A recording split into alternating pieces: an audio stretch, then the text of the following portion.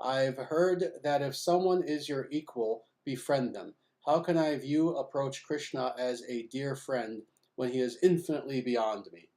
Very, very nice. That is an excellent question that seems at first like a conundrum, and in actuality it isn't. And before I answer directly, let me explain what I mean by it. It isn't actually a conundrum.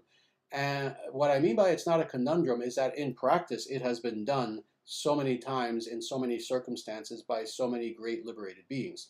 Indeed, when Krishna himself was here, 51, 5,200 years ago, he had his gopas, he had his friends. These were cowherd boy friends who indeed treated him as an equal. So, and not just that circumstances, there are many other circumstances as well. So we have Arjuna, for example, who went back and forth, sometimes understanding fully that Krishna was God, but then kind of treating him as a friend, as an equal, etc. So, yes, it seems like a conundrum, but A, it has been done in the past, meaning that therefore practically it's not a conundrum. But then let me explain philosophically how this can be the case.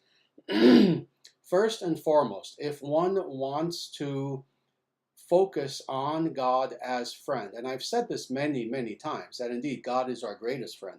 God is there within our heart as Antaryaman, as the inner witness who is there with us at all times, going from lifetime to lifetime. So in that way, God is our friend.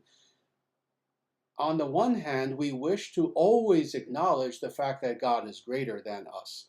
And the way that we acknowledge friendship with God in the initial stages of this relationship with God is that we understand God's friendship toward us more so than our friendship toward God. And truthfully, this is how it has to proceed.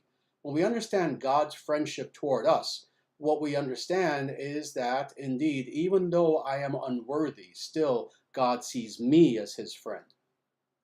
Then when it comes to eventually coming to the stage of we also seeing ourselves as the friend of God, that's a much higher stage that comes about truthfully in its perfect form with liberation. When it comes to the point where we are expressing bhakti with God, toward God, to such a degree that in a liberated bhakti state, it comes to the point where, on the one hand, like Arjuna, in the back of your mind, you understand that this is God, but your love is such for God that all standard norms and all let's say standard norms of relationship, of awe and reverence, are brought down, and we see ourselves as the friend of God. But again, this is a very high stage. This comes about with liberation.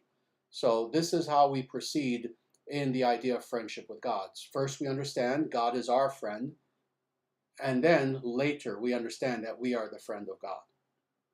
So I hope that makes sense. I can go much deeper into that, but let me just stop there for now.